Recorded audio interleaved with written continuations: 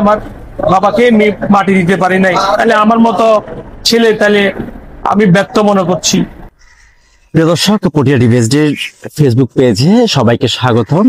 রয়েছে পটিয়া উপজেলার অন্তর্গত কাশিয়াস ইউনিয়নে, যে ইউনিয়নের একজন ত্যাগী এবং পরিশ্রমী বিএনপি নেতা, যিনি কিনা আওয়ামী লীগ ফ্যাসিবাদ সরকারের আমলে তৎকালীন তার পিতার মৃত্যুতে প্যারোলে মুক্তি পেয়েও আসতে পারেনি সেই পিতার জানাজায়। তার পিতার অনুপ্রেরণা ছিল শেষবারের মতো ছেলে তার জানাজায় অংশগ্রহণ করবেন। অসুস্থ বাবা তার ছেলের চেহারা দেখতে গেলেও কিন্তু সম্ভব হয়নি সেই চেহারা দেখার। সেই কাইসের সাথে কথা বলে জানার চেষ্টা করব, মুক্তি পাওয়ার পরও কেন সে তার পিতার জানাজায় অংশগ্রহণ করতে পারেননি। চলুন তাহলে প্রিয় দর্শক, জেনে নি ওনার মুখ থেকে ওনার যেই আবেগ প্রবণিত কথাগুলো। ধন্যবাদ তাকে।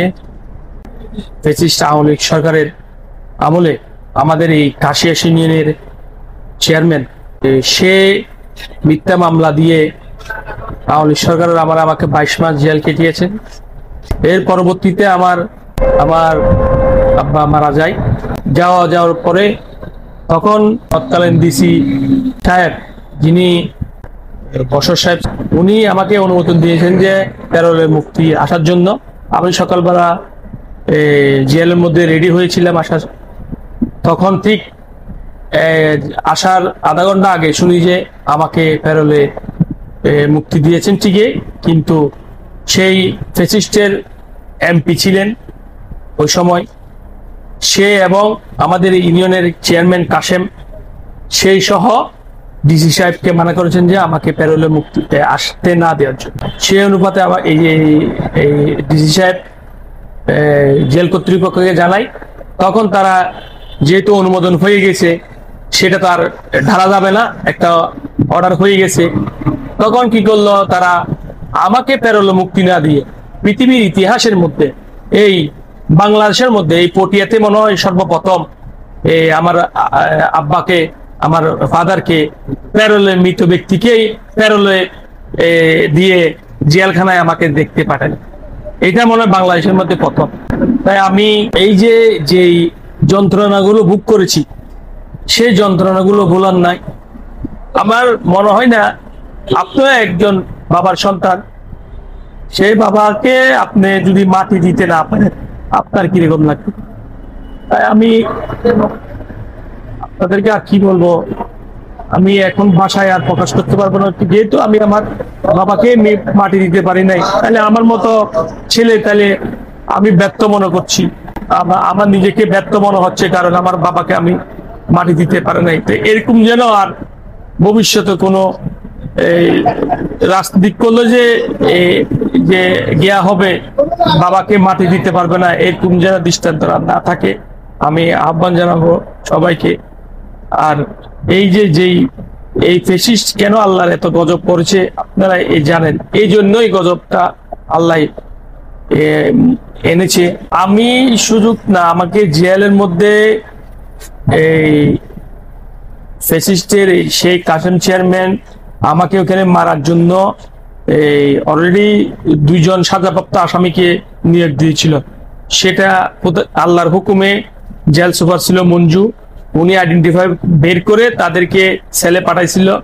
এর পরবর্তীতেও আমার নিজে অসুস্থ ছিলাম, আমি ডায়াবেটিস হয়েছিল, কিডনির প্রবলেম হয়েছিল। সর্বশেষ আমি যখন এই মেডিকেলের জন্য আবেদন করি, তখন আমাকে মেডিকেলও রেফার করা হয়নি। আমি খুব গুরুতর অসুস্থ হওয়ার পরে আমাকে একবারের জন্য মেডিকেলে যেতে দেয়। এই হলো এই আওয়ামী লীগের আমলের এই ঘটনা।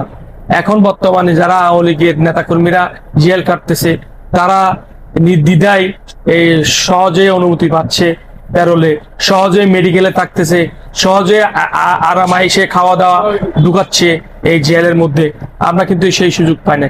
আমাদেরকে ওইখানে যেই ডাল ছিল, যেই শাক সবজি রান্না করতো, ওগুলো দিয়ে আমাদের এই জীবন, এই 22 মাস জেল আমাকে কাটাতে হয়েছে। আপনি তো অত্র এলাকায় বেশ একজন জনপ্রিয় ব্যক্তি এবং তাছাড়াও আপনি ইউপি নির্বাচন করেছিলেন, সেই সুবাদে আপনার একটা জনপ্রিয়তা আছে। আমরা বেশ কয়েকদিন আগে একজন যুবলীগ নেতাকে পুটিয়ে প্যারোলে মুক্তি আসার পর থেকে আমরা চিন্তা করলাম যে বিএনপি তো আসলে 16 বছর 17 বছর নির্যাতিত, তাদের নেতারা কিভাবে দিন কাটিয়েছে। একজন যুবলীগ নেতা প্যারোলে এসে তার পিতার জানাজা অংশগ্রহণ করেছে, সেই বিষয়টাকে আপনি কিভাবে দেখছেন? না, আসলে এটা খুবই মানে একটা বাবার জন্য একটা ছেলে সে যে এসে মাটি দিতে পারছে, আমার আমার ভালো লাগতেছে। কারণ সে তো এই যে আওয়ামী লীগের মতো ফ্যাসিস্টের দল করেও সে এখন এসে একটা তার বাবাকে মাটি দিতে পারছে, তার জীবন সার্থক। কারণ সে তাকে তার জন্মদাতা পিতাকে মাটি দিতে পারছে। আমি আমার জন্মদাতা পিতাকে মাটিও দিতে পারি নাই এই আওয়ামী লীগের ফ্যাসিস্টের জন্য। যাই হোক, এটা ভালো একটা যে বাধা দিচ্ছে না, সেটা একটা ভালো একটা ব্যাপার। আর যেন জেলের মধ্যে যারা থাকে, জেলের মধ্যে যে এই যে থেকে যেন বের হয়ে এসে যেন ভালো হয়ে যায়, সেই আশায় থাকবে। আর এই পটিয়ার মধ্যে যারা এই বর্তমান সময়ের মধ্যে আওয়ামী লীগের ফ্যামিলি আছে, যারাই জেল জুলুমের শিকার হচ্ছে, তারা যেন যদি কোনো ব্যক্তি মারা যায় তাদের ফ্যামিলিকে দেখার জন্য দেখতে পারে, সেটা সরকার যেন ব্যবস্থা রাখে। আমি আহ্বান জানাই সরকার। একজন সন্তান হিসেবে আমার হক আদায় করার জন্য আমার ভাই আর মৃত বাবার জানাজার শরীক হতে পারে নাই, তাকে দাফন করতে পারে নাই। প্রচলিত আইনকে, সমগ্র আইনকে উল্টে দিয়ে সেই দিন তাদের বৃদ্ধাঙ্গুলি দেখেছিল। আজকের যে মহানুভবতা, আজকে অন্ততপক্ষে একজন এতগুলো অপরাধ করার পরও আপনি আপনার বাবার পাশে দাঁড়াতে পারতেছেন, আপনার কবর বাবাকে পার্থক্য। একজন রাজনৈতিক কর্মী হিসেবে আমি কখনো চাই না একজন সন্তান তার বাবাকে কবর না দেখ।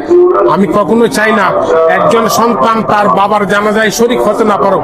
আমি অবশ্যই রাজনৈতিক কর্মী হিসেবে সেই জিনিসটি দাবি করি, একজন মানুষ যত অপরাধ হোক না কেন, তার ন্যায় বিচার সঙ্গতভাবে, আইনসম্মতভাবে তার যেটুকু পাওয়ার দরকার সেই অধিকারটুকু অবশ্যই পাবে। সেটার জন্য আমি ধন্যবাদ জানাই।